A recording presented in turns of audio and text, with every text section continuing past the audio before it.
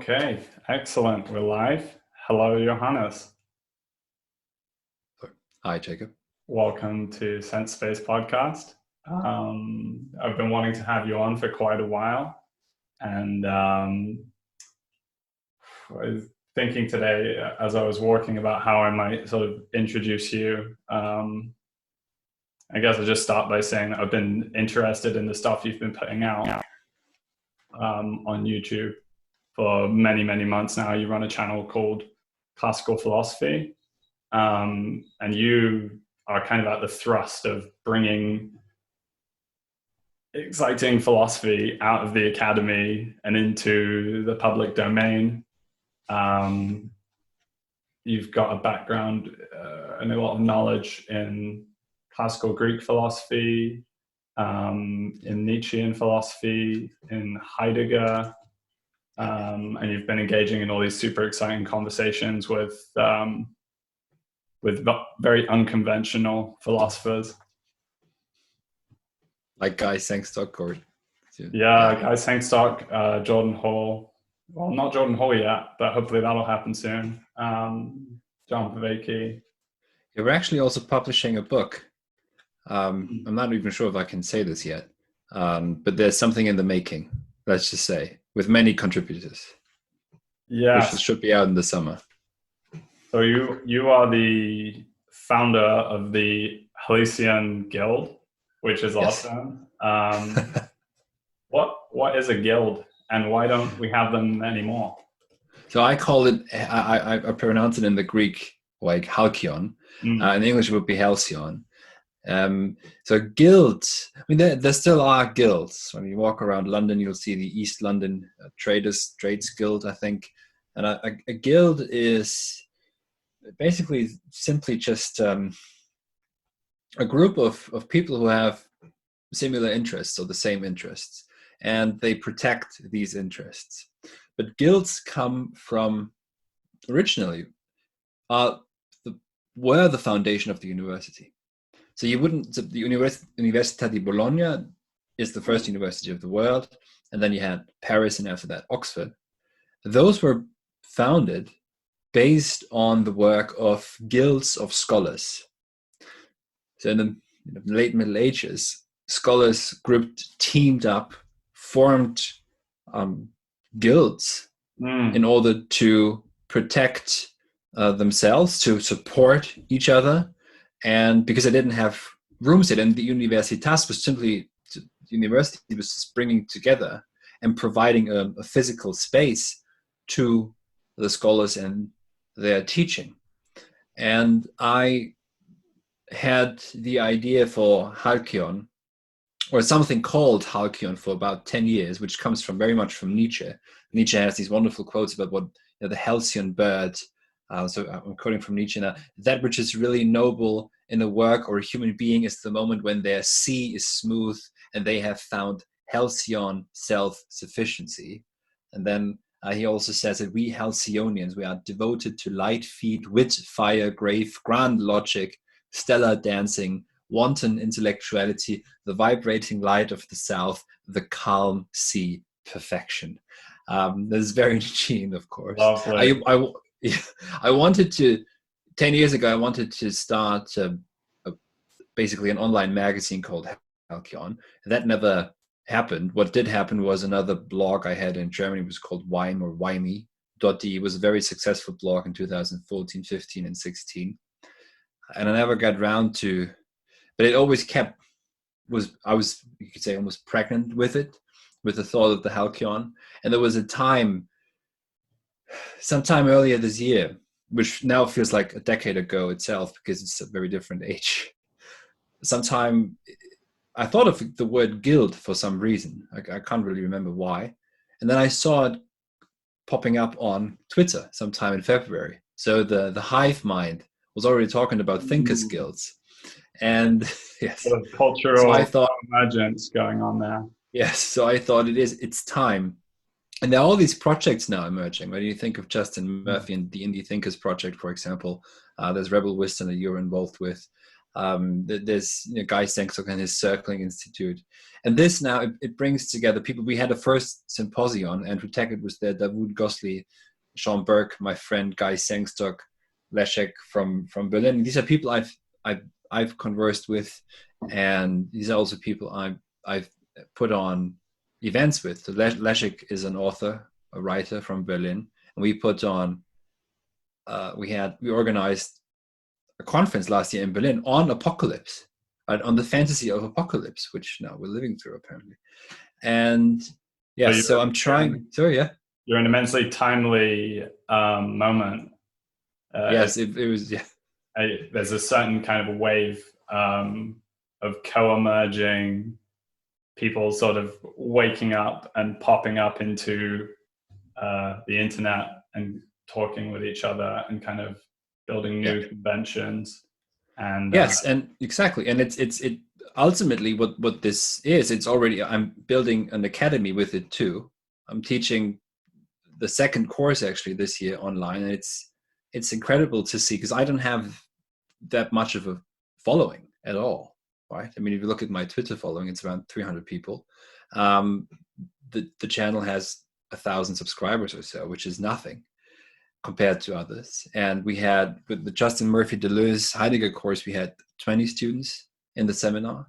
And now I have, for my idleness course, I think it's 12 students, which is running right now for another 5 weeks. So we meet every Saturday for 2 hours. It's basically like a proper course that you could take or should be able to take at university. So, and the next course will be on Heidegger and death and being. And then on top of that, I'm interested, I've always been interested in publishing. We're publishing a book by Sean Burke, with Philosophical Book. I have a yearbook, which is a monthly publication on anything philosophical that fits the idea, the general idea. So yeah, it's what's emerging is, and for me, it comes out of the realization. I did a PhD in philosophy at Warwick in the UK. And before that, I was at King's College London. And I always wanted to end up in academia, actually, because when I was in Italy as a student, that to me seemed like a life that was outside the scope of what Andrew calls total work.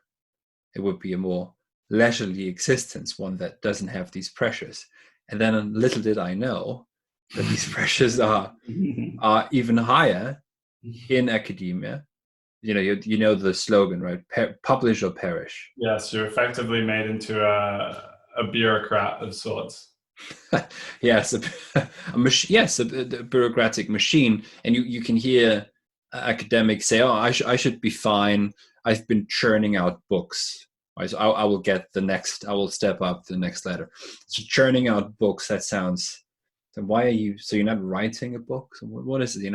And I didn't. So I actually didn't play the game. And if I had been, the last 2 years would have been probably very miserable if I'd only been playing the academic game. And instead, I went ahead and finished my book, which I was told to butcher up and publish as papers, because papers are the currency. So I wrote a book on Heidegger, on death and being, and it's basically a response to the question of being. And to butcher that up and just chop it up and say, "Oh no, it's going to be papers because that's the currency," that would have been fraudulent for the entire project, would have been inauthentic, big word, but right, it would have been properly inauthentic.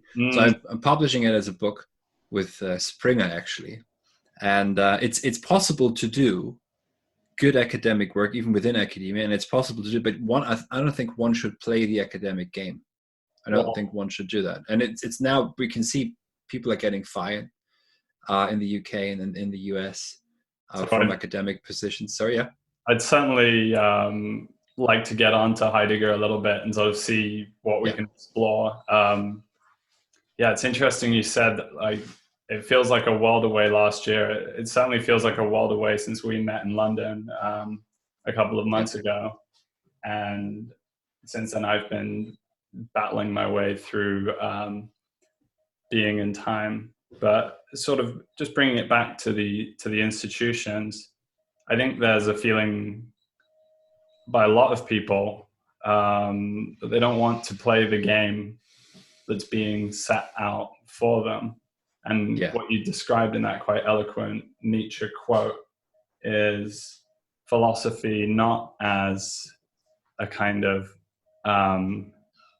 pressured bureaucrat in a very small and increasingly shrinking office, buried in books with no daylight, but as something that's going on between philosophers and poets and artists, and something which is fundamentally a way of life rather than a profession or a means to income or a means to publication.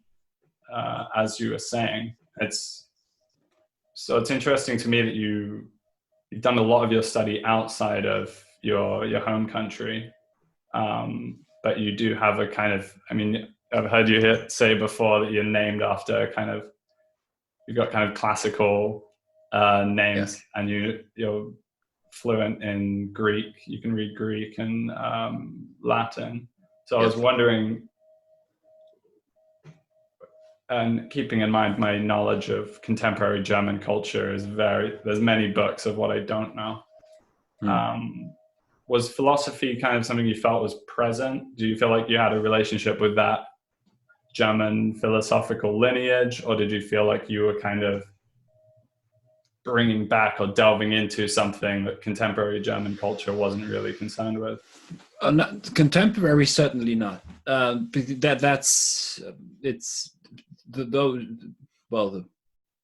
peak is, we're beyond the peak in Germany. Something that, so when I was 9 or 10 years old, I decided to go to a classical gymnasium, a humanistisches Gymnasium, a humanistic high school. You have to choose what kind of, That's not a gym where you lift weights, just to. Yes, exactly. So gymnasium is the highest form of high school, and you could go to scientific or modern languages where you learn something that you can actually use, right? But languages are of course not something you use; it's something we speak and dwell in. That's already a mistake. And I chose at 9 or 10 years old, I chose to go to St. Stephan in Augsburg to study or learn Latin and ancient Greek, because I wanted to understand. That's what I told my mother back then. I want to understand and learn the mysteries of the world. And I had the suspicion that when you learn the old languages, because that's what I grew up with. I grew up with my parents reading Homer and poetry of that sort. And my name is Johannes Andreas Hermes Achille, but I'm named after Hermes and Achilles. It's not I haven't added that name on. That's so I have 4 Greek names. One of them is more Hebrew, which is Johannes is a Greek version of a Hebrew name. But still, that's what I had the suspicion would be the case, and it was fulfilled. But it took many years, and I had a proper teacher, Matthias Färber, who taught Greek in a way that it was actually the language itself came to life. And we read, when you study Latin or Greek, you read most of the text in the original at 16, 17, 18, 19. I focused on Greek for my A-levels. So we read the pre-Socratics, Plato, Aristotle, and for example, what would it's Thucydides as well, but it stayed with me. And I remember someone said to me back then, you'll either be a rock star or a philosopher, when I was 19, and I haven't become either. But I'm working on the latter. And then I decided to go to Italy to study what you call in the UK PPE, philosophy, politics, and economics. That's where I met Ivo De Gennaro, and Ivo De Gennaro was a very Heideggerian teacher, and that put me on the trajectory on which I'm still on now. I read with him Nietzsche and Heidegger and other thinkers, and then I moved on to the UK. The reason for that is that it's very difficult to get into the German academic system anyways. The university system is very hard to step up. There are no PhD programs, for example. It's very difficult to make contact with someone and get into the systems. That's already more bureaucratic. And there's no funding. There was another reason. And the UK has been very kind to me, and it was great hospitality. And also, I tend to be a bit eccentric, and there's a certain fable for eccentrics in Britain, which suits me.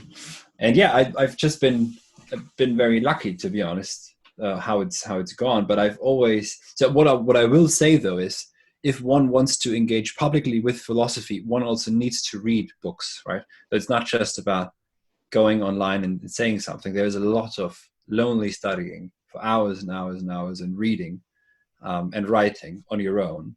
But then the weird thing about thought is that it wants to be communicated.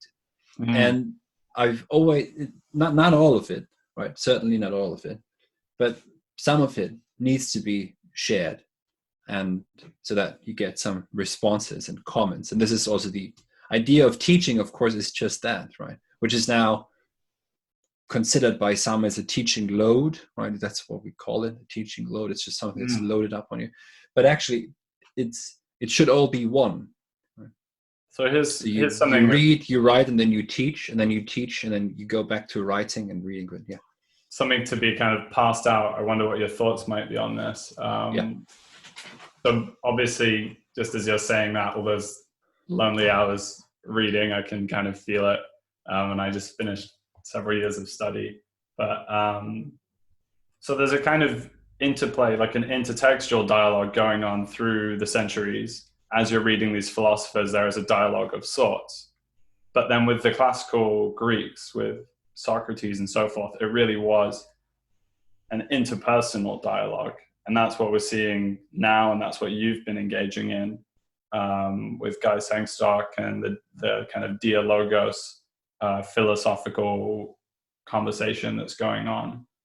So is it, I mean, I presume you're going to tell me that both have their place, but is there a kind of relationship, or is one kind of more important? One cannot be without the other. It couldn't be without it. You can't have these dialogues without the background, without the luggage. You need the luggage. You need to have read these texts in order to know what's being said, because you're responding to something. If not, then it's actually postmodernism, right? Which is just a free-floating subject that makes up its own world. It has to be so. And what's very important to me also is that we are responding to philosophers of our epoch. We're always responding to the lineage, if you like. But there are aspects that Plato didn't see, and there are things that Aristotle didn't see, and so one cannot pick and choose and say, I'm going to be a Stoic, or I'm going to be a Platonist. As Hegel says in his History of Philosophy, it would be absurd to call oneself a Platonist today. When there is this lineage, and there are reasons, because thought itself, there's a necessity to thought. There's a logical necessity to why Hegel responds to Kant the way he responds to him. And so, yes, what's emerging, if you like, now with conversation, with these dialogues, which is, one could say, to a certain degree, to a return to hearing more than just reading, because we are hearing. As Heraclitus says, that there's logos is something that we hear first, but that still breathes out of what's already been thought. It just needs to be remembered. And I think in terms of this remembering, that's where, right, because we're just remembering something. We're just hearkening, to quote John, we're just hearkening to what's already been said. Goethe says this as well. Goethe says everything that's intelligent has already been thought. We just have to think it again. And this thinking again and saying again and remembering again, that's something that I think occurs sometimes in these conversations. It's a saying again, it's a remembering. And that's then being recorded, which has its advantages, but also has its, of course, also its inherent dangers. Anything that's recorded, as Plato points out in the Phaedrus, that with the invention of language, we begin to forget. So with the advent of recording everything, maybe we forget even more. So it's always a bit binary It's always a bit both, where you have to be very careful with these technologies. Yeah, I feel there might be some sort of parallel there with the way that we're kind of remembering what's come before. Certainly, a lot of my kind of philosophical journey, which has albeit been unconventional, and since I've been working through Heidegger,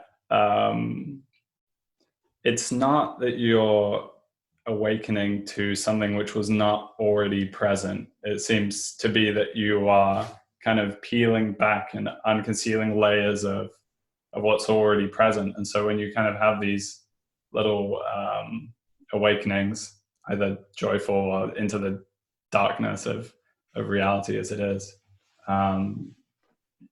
it's there's more already there. Like you're coming back to something, you're like, oh, I kind of knew that this was already the case.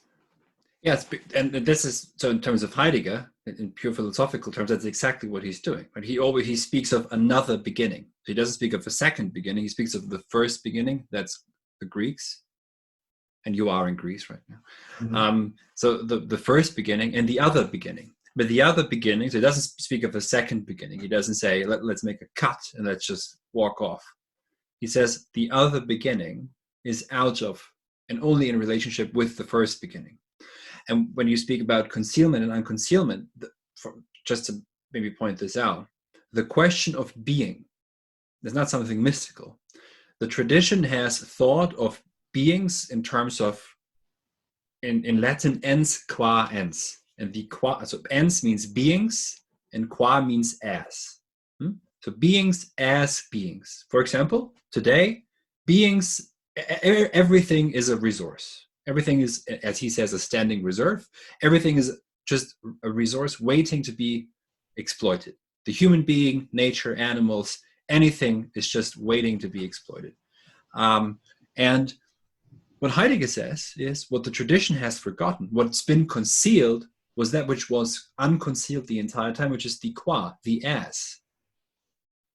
So the beings as beings, that's the question. It's a very simple question, but that's sort of, and that's the remembering perhaps that you mentioned that then kicks in, because you're tapping into what Aristotle will call the soul of the world. You're tapping into something that's always already there, but always already itself under threat of being forgotten. So this is, it's not a fact that we're here. It's not just a fact, just, that you are Jacob and then I am Johannes. It's just not a fact, but there's a certain task that comes with being a human being. And that's where, we have to respond to certain questions. And we also have to take the time. This is maybe a bit banal to say this, but we have to take the time to respond. And what we do is everything's hasty and quick, right? Even now, you saw it's time to build, and I tried to respond, and 5 people have read it. I think it's time to think, not time to build. We have to start thinking again, which means also to contemplate and meditate for a minute.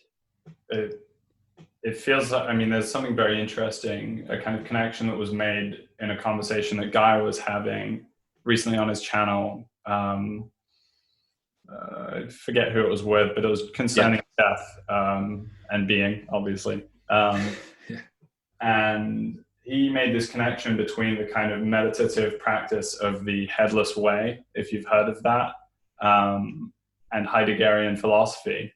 And so the Headless way is a kind of practice I've been doing through the Sam Harris Waking Up meditation app. But effectively, you are kind of experientially trying to realize, through paying very close attention to your experience, that we experience the world as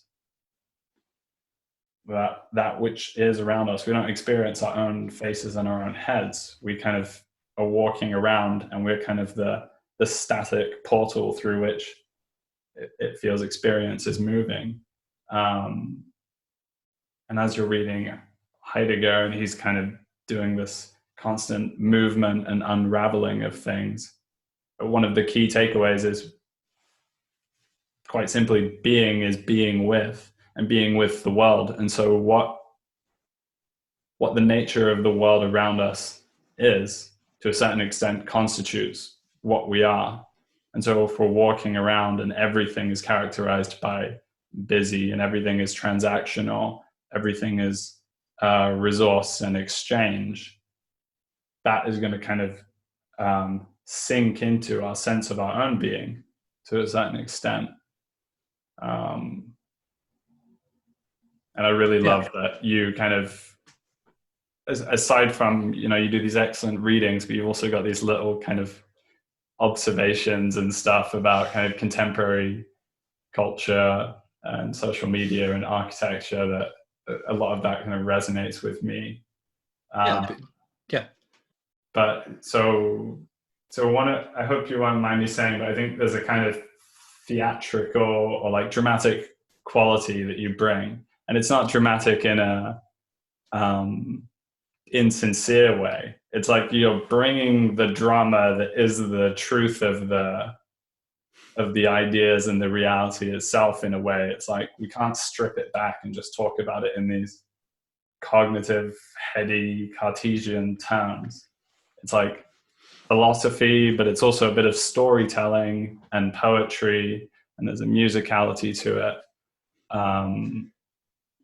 and so forth. And anybody who's remotely intrigued by that notion should check out your channel and your Renaissance, your new Renaissance videos.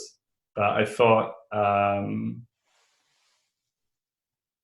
perhaps you might read a little bit of because we're always talking about, if we consider what philosophy is for most people, which is me up until very recently, and many people that I know, it's dusty.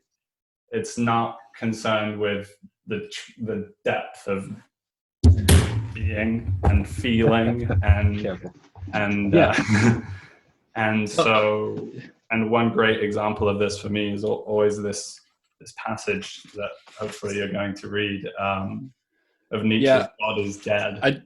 I don't have the English version here, so I'm not going to read it. But look, I mean, one of the things about philosophy is and this is very it's a very recent development, that philosophy is no longer taken seriously, and that has to do again with to some degree philosophy itself, and also with certain developments that I can't get into because it's a bit hairy. But the trouble is that the prevalent mode of being, if you like, the prevalent mode of understanding is the technical rational, the technical epistemic way of understanding. For example, Hegel. So Hegel is only valid or interesting insofar as his findings can be made operational for the neurosciences. And the neurosciences don't look at the wonder of thinking, right? But they look at the pure functionality of thinking. Oh, wow, there's this synapse that's collapsing when you look at a picture of someone you love. Whoa, that doesn't tell you anything about love. It just lights up a certain particle, a certain part of the brain. It shows you nothing.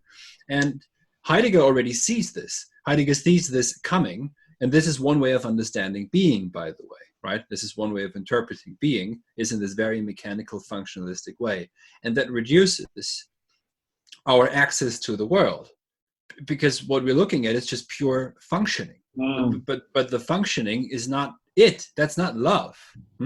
But and these questions have to be, we were finite beings, they have to be asked again and again.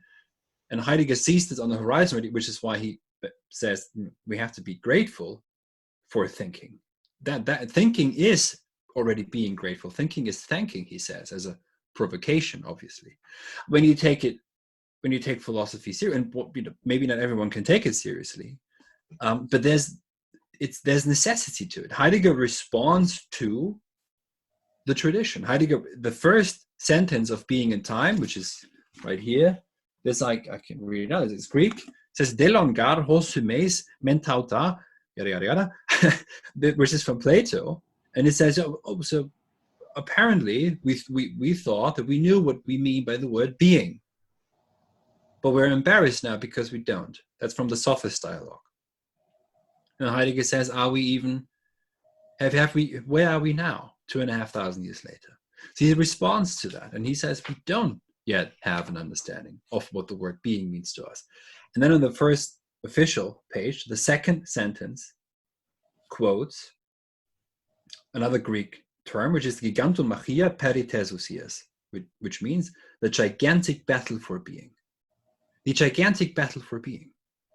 Now, when you take this seriously, then there is a gigantic battle for being. That's what he's saying. Which means what? Which means that we always already decide and interpret being. For example, I am a thinking thing, Descartes says. That's an ontological statement. That describes you or the human being logically, but then it translates into actuality in our being. And the same is true, for example, about someone like Sam Harris, sorry to say that, who says we're basically just our brain, right? We're just our brain. That's you, which is just Cartesianism rehashed. Yeah, consciousness, exactly. But that's, consciousness, that's very hairy. We'll have to spend years on consciousness, because consciousness is, is important to understand. But maybe not consciousness that can be measured. You can't show consciousness. Show me consciousness. Right? Where is it? Consciousness is the plane in which, transcendentally speaking, objects appear to the subjects. But this happens in logic before it happens in actuality. And what we are dealing with philosophy is ultimately, is if you take it seriously, it lights up completely differently. There's Kant says about Hume, for example, he awoke me from my dogmatic slumbers. Why? Because Hume is a dogmatic empiricist who went so far with his psychological empiricism that he couldn't even say anymore that the sun will rise the next day. So this is what thinking can do to you, right? And think of Descartes, the Meditations. He pulls everything into doubt and says, I'm not even sure if these people out there are real. They might just be machines. That's one of the things he says in the Meditations. That's how far methodological doubt can take you. This is what Heidegger, by the way, what you alluded to when you said being is being with others, being is being in the world. This is what Heidegger responds to, is that we're not divided, isolated subjects. And it does change one. I remember teaching seminars for my supervisor, Miguel de Bistegui at Warwick. He taught the course and I taught some of the seminars. I had a student who was a PPE student as well, so economics was his forte. And he said after 10 weeks of reading Heidegger, he said, I asked him in the last seminar, has it changed you in any way? I said, has it changed anything for you? And he said, yes, it's taken me. I always thought that we are just isolated consumers. That's how we are supposed to think of ourselves. But now I'm understanding that even just that being isolated is only possible predicated on the fact that we're always already with others, right? So isolation is secondary. And this is what Heidegger is trying to do in Being in Time. I mean, you don't have to even go to the most, abstract level of what he's responding to. Reading Being in Time takes people out of, right? It's ecstatic. It takes one out of the enclosed subjectivity and back into a relationship with the world. Well, if I might speak to my own experience with that, I don't know, this would probably resonate, but there's something I've been kind of conceiving of as the Heideggerian turn. And it's kind of that moment at which you feel like you've arrived somewhere, and then it's turning about. And suddenly it's like, oh, but actually there's a greater unfoldment here. And so you're kind of constantly on the move. But if we backtrack a little bit, what you were saying about, there's a sense in which in the post-industrial world, and to a hyper and heightened sense in the virtual reality, hyper-modernity in which we exist, that we are so surrounded by things that we have made that we kind of become completely consumed with the realities that we have created, and that has a way of kind of concealing what lies beyond the last decade or the last century or into the hundreds and thousands of years and eons of history and the pre-human and the period before the Earth's crust had cooled and so forth. But sort of the reason that I was bringing up the Nietzsche passage from the Gay Science, is because sometime later in that passage, after he proclaims God is dead and we have killed him, who will wipe the blood from our hands, or words to that effect. There's this phraseology about how have we swallowed the ocean, and how have we we've swallowed the horizon of being almost. And this is kind of where I feel like the heart of what you're getting at in relationship to modernity is this, the death of God. We can all understand religion has declined in the last 150 years. Most people now in the West are secular and so forth. But there's something beyond that, beyond the Christian container of God, which has also been thrown out with the bathwater, so to speak, which is the horizon of being itself, the horizon of our understanding of the universe as cosmos, as you've so well kind of alluded to. The notion that there is a vastness in the night sky, which of course we can't see because we've made our lights too bright. But fortunately in Athens, it's dim enough that I'm starting to this myself in the cosmos again. Even in London you can now see the stars sometimes, right? And there's a stillness now. I mean, what you're alluding to is exactly it. Is the way so the death of God, what does he actually mean? Yada yada. You can write papers after papers after papers. What he means is, as he basically said, is this utter washing away of an ultimate horizon that could grant meaning.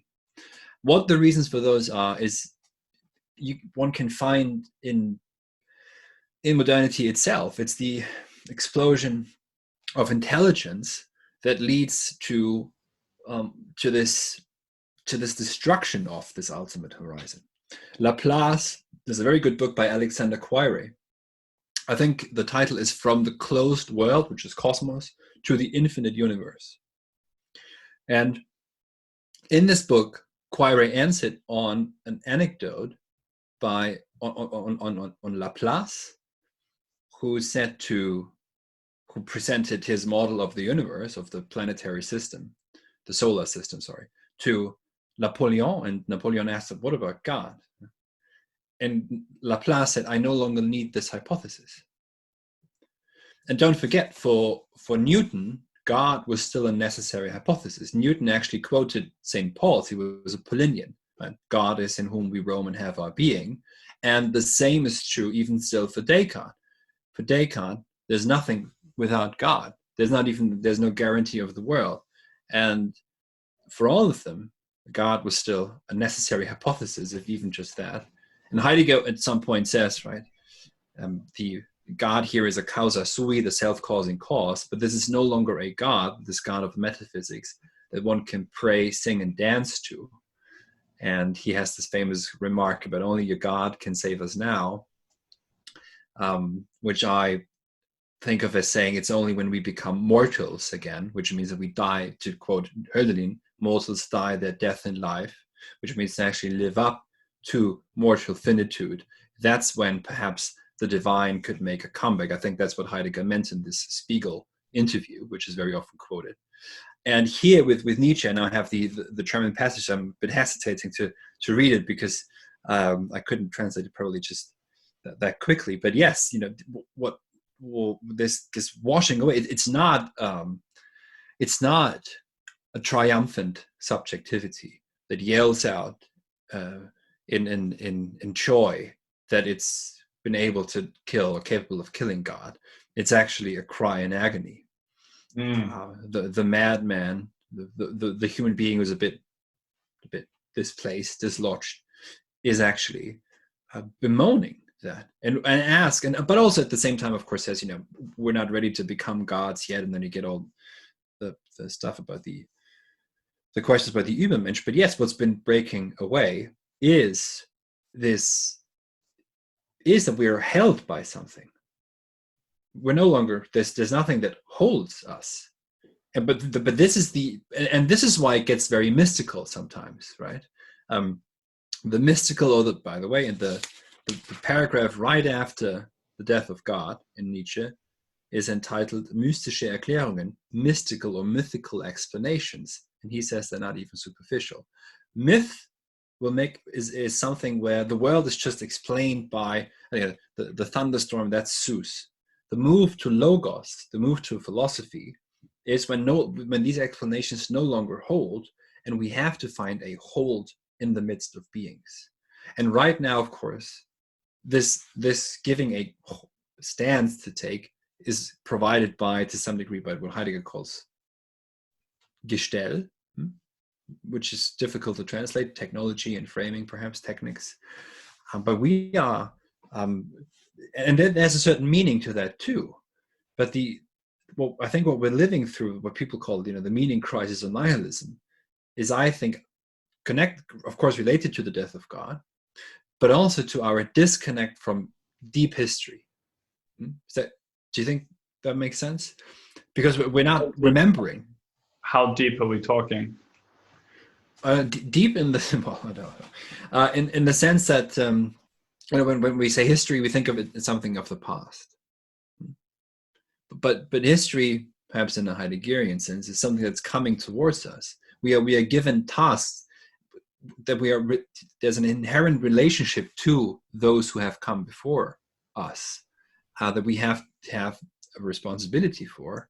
But as we're isolated subjects, consumers, etc., kind of encapsulated and not really with because what we're but yes, we're in the. I mean, literally, maybe this is a gateway. When you read the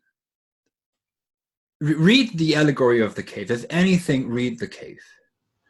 And it might be, when I read it for the first time at 16 or 17, it just struck me as I thought, this is it. This is our epoch. This is the time we're living through. What Plato is describing 2,500 years ago is our time. Is that we are dealing with shadows on screens that we're not even recognizing as shadows. This is, by the way, the danger of all this online philosophy stuff. And I'm not saying that the cave is some interesting metaphor for us today. What I'm saying is the cave is we are living through a necessary consequence of the cave. The cave is real. We are in the cave. As I said to you, I think, you have when we met in London, I said, when you have your iPhone, you have your cave in your pocket. But I'm not trying to, what we tend to do in modernity, or in our epoch especially, not modernity is a long period, but what we tend to do in contemporary society is to take everything metaphorically and nothing literally. When Hegel speaks of the absolute, he means the absolute, and he sees the absolute. When Plato speaks of the idea of the good, he sees the idea of the good. There's no discussion, right? That's philosophers see, and Heidegger is actually a philosopher already who has to suffer through this incapacity of others to accept that there's something like a philosopher sees something. And then he says in a letter once to a student, it's very weird that Plato didn't have to justify to his fellow men that he speaks of idea and idee, which we translate as ideas and forms. But I have to justify being. That's so strange. The oldest question of philosophy now has to be justified. I think when we begin to take philosophy literally, that's when it begins to shine forth again as something that speaks to, that tries to articulate truth. I'm not saying that any one philosopher has found truth, absolutely no, but it speaks a certain truth out of a certain necessity. And when you take Nietzsche here literally, then we are now in the horizon of the infinite or the endless, where we are stripped from meaning, precisely because we have killed God. And we are suffering through these shock waves. That's what I mean by deep history, right? We haven't chosen that history. That God has disappeared.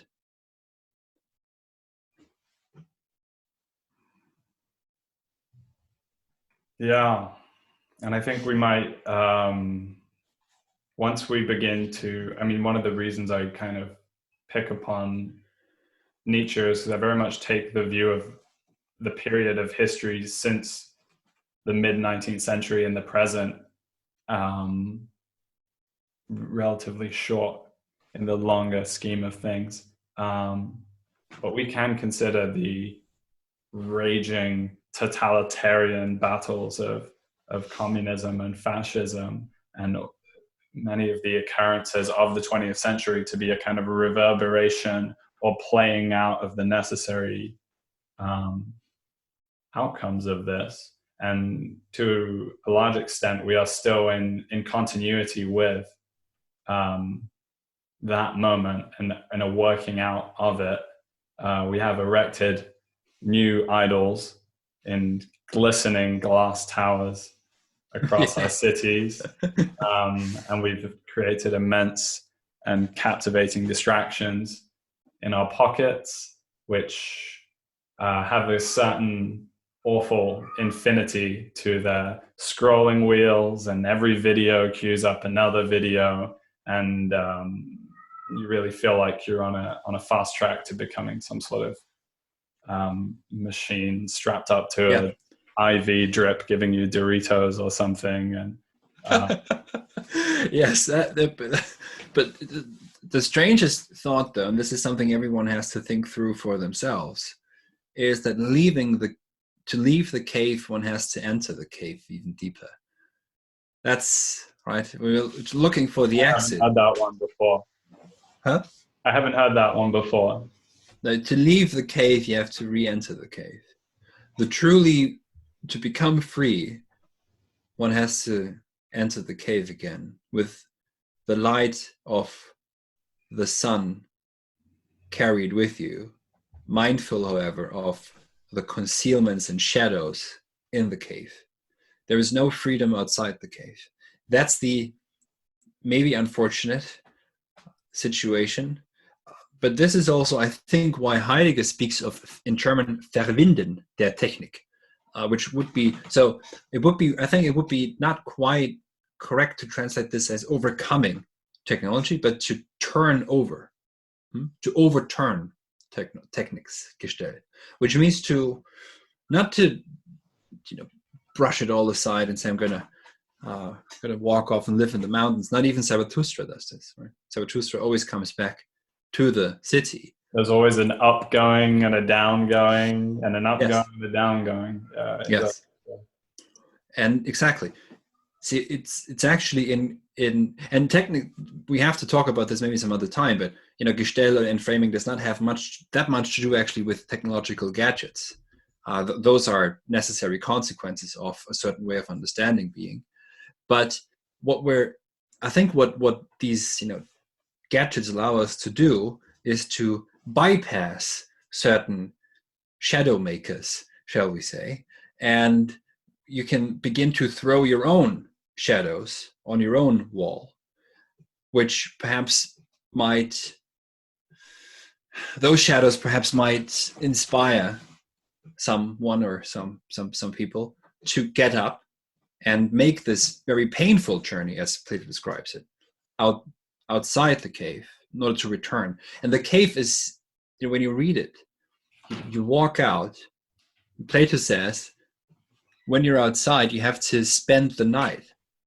You have to spend the night in darkness, because only then will you be able to see. The light is too bright. So again, you have this interplay of light and dark.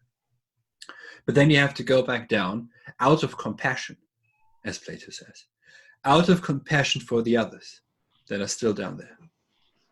That's what, not pity, but compassion. That's very important. Is that this is how Plato describes it: compassion, a feeling with, because what would one do? One would just be outside. You would be on your own. It's really about going back down, and even if, and he's very clear, even when facing death, one has to speak the truth, which is now, of course, as you know, Socrates faced death for speaking truth to power. And I think what all of this, current epoch allows some people to do is to bypass certain mechanisms, certain gatekeepers, in order to, so that certain things are overturned, right? You can take people out of.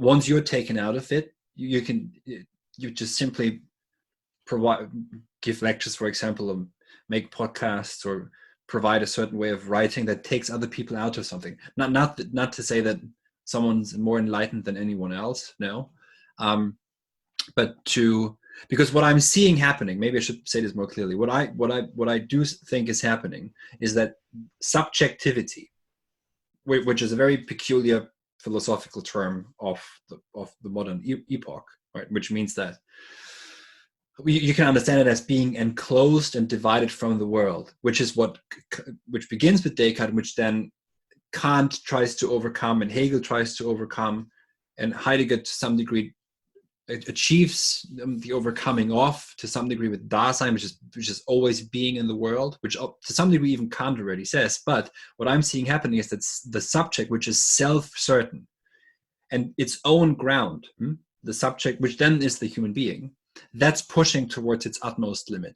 It's now at an utmost maximum, and it has been there for years. It's just been, and that's where you get the fantasies of the apocalypse from, is that perhaps this self-certain ground is beginning to slip and fade away. So what Nietzsche is describing, which you brought up, right, that this ultimate horizon is breaking away, and Nietzsche says we're not even ready to be gods yet, is that now, because as Descartes says, without God, the subject does not get out into its world. It's trapped in its own phantasma. And that's now slipping away. That self-certain ground that the subject was for itself, that's ending. And I think that's why it's really imperative to begin to read these texts, and for example Heidegger, but also the ancient Greeks, and to begin to see other ways of being. Yes. And just to pull a few threads together, I know you've got to go in a few minutes. Take your time. You can see a kind of cultural bubbling up of these themes in a way, outside of philosophy and the popular culture, as you're talking about the cave. Obviously, for me, The Matrix is such a timely film to come out. I think it was 1999 or something, and still today is such a beautiful sort of visual representation of the waking up out of the absorption in techne. And then conversely, we have the zombie apocalypse, as you say, the fascination with zombies, which seems to, on some level, speak to a subconscious fear about our own condition of utter clone-like monotony. One thing that I'm feeling very present through the conversation, I'm so thankful for, is that we have not been sidelines talking about coronavirus for the whole time. But one of the things that you've articulated quite well with your channel is that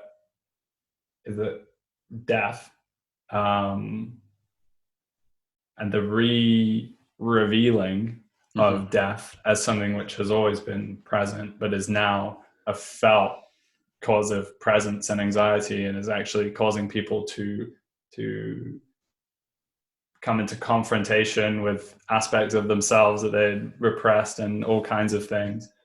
That's happening right now, and that's very much entangled with the sense of opportunity as well, or perhaps opportunity is the wrong word. The zeitgeist or the kairos or an opening, yes. There's a liminality. Things have been thrown up in the air, and there's a potentiality to go in a very awful direction, and altogether different, and a direction that we haven't yet conceived of. And so that's where this philosophical philosophia, this awakening and arising and gathering of individuals, not all of whom have tweed jackets and have the academic background. Many, it's sort of wisdom lovers coming from all corners and converging and conversing. And who knows where it's going to go, but it certainly feels for me personally that this engagement with philosophy that I'm experiencing and is not separate from practice, and not separate from becoming more involved in my relationships and my friendships, and every aspect of life really is something that's bringing being more into presence.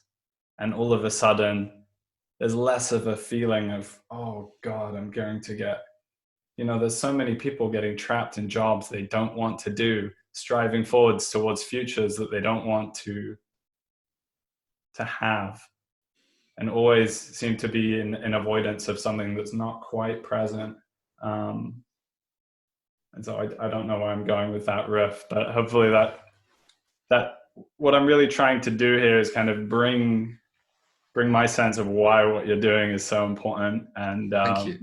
And I will link your reading of The Death of God in the show notes for people as well, because that's really a lovely reading. Just to bring this back to Sein und Zeit, being in time, as Heidegger says here, and also in a short text, which is good to read maybe to start with, Heidegger's What is Metaphysics, 1929. Heidegger says it's in angst, anxiety as it's often translated, that the world begins to disclose itself. So maybe I'll just leave it at that. Right? There is no world without being towards death. There is no proper full horizon of meaning without angst. And I feel like the uncanny real work of which Nietzsche speaks requires something else. It requires boredom as its fuel, our boredom and our distraction from this boredom, even though boredom could disclose as a fundamental mood something rather crucial about us.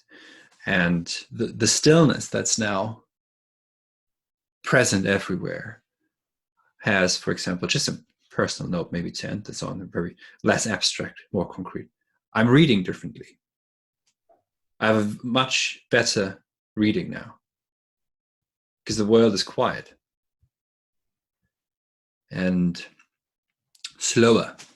I can hear birds outside my window as you're saying this.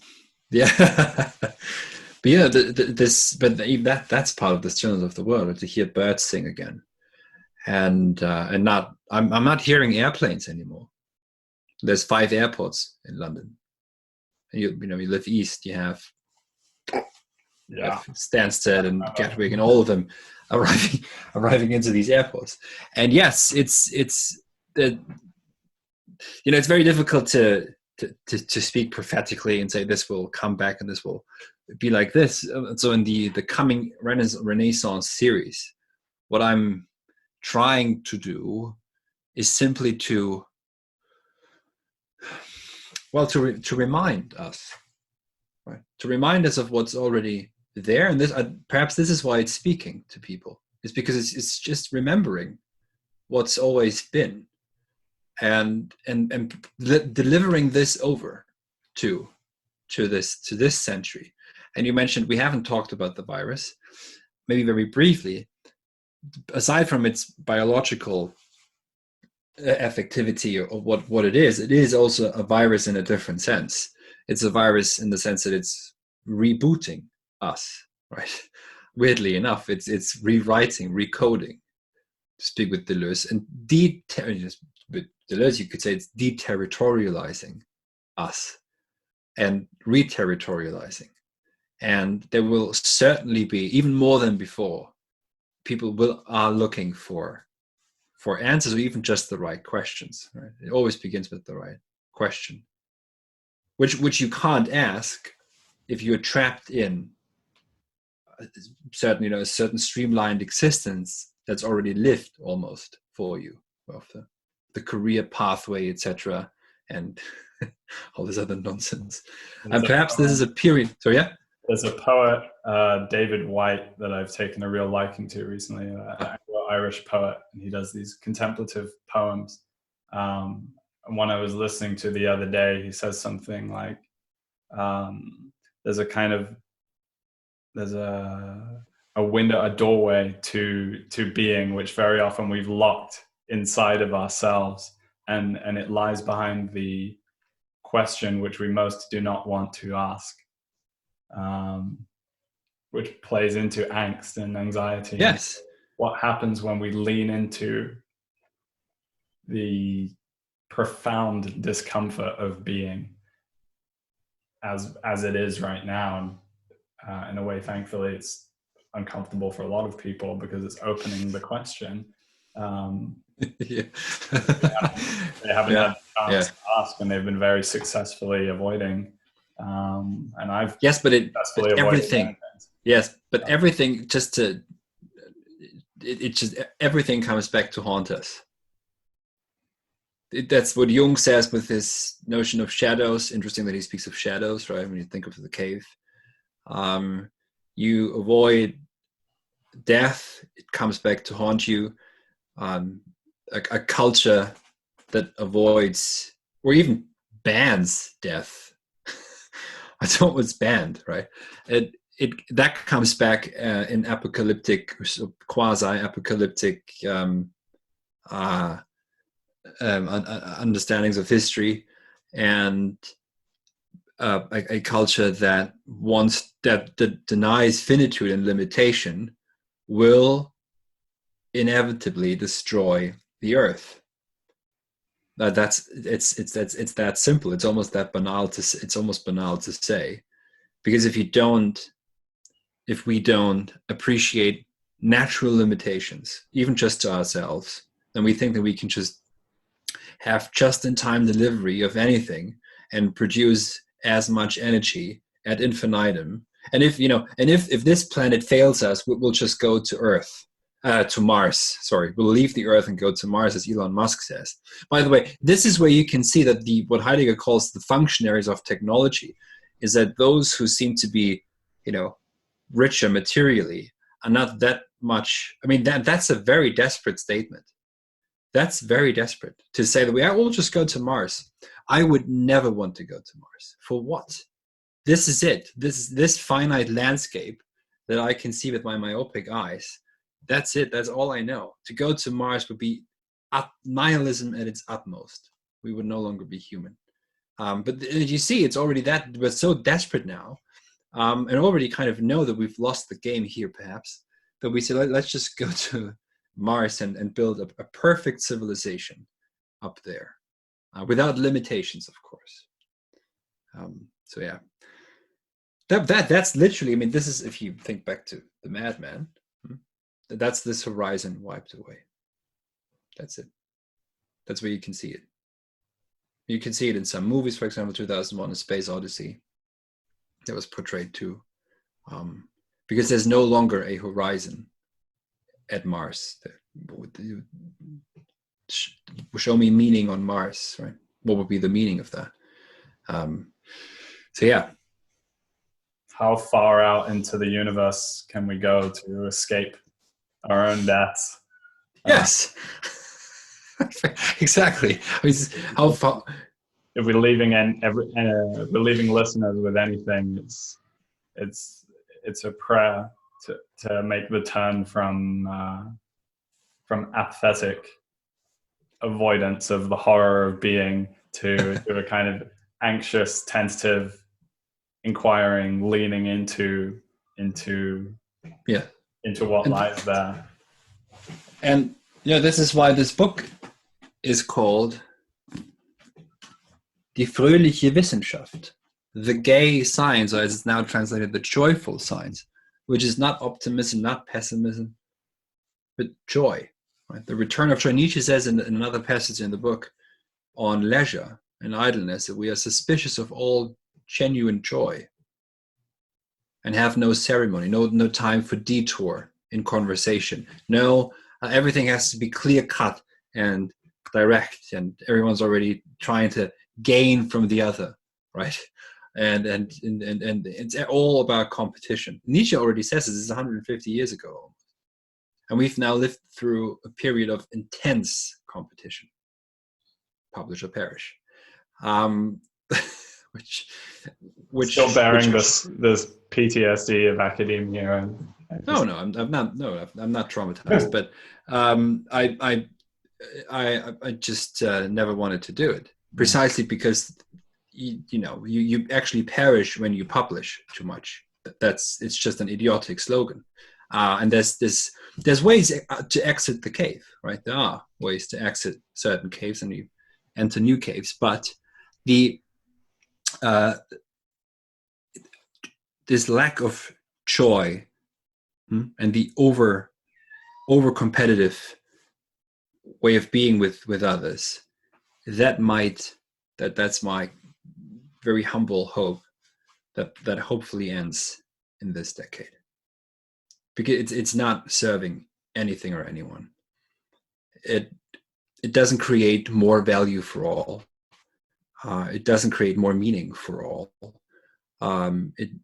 It just turns everyone against everyone for no reason. That it just increases nihilism, if you like. Johannes, thank you. I've enjoyed this. I'm feeling a lot of clarity, and I feel like just beginning to explore all the things that have been percolating as I've been watching your channel, and as you talk about idleness with dignity and the monolith of total work and all of that will have to be bookmarked for another day. But until then, it's been great having you.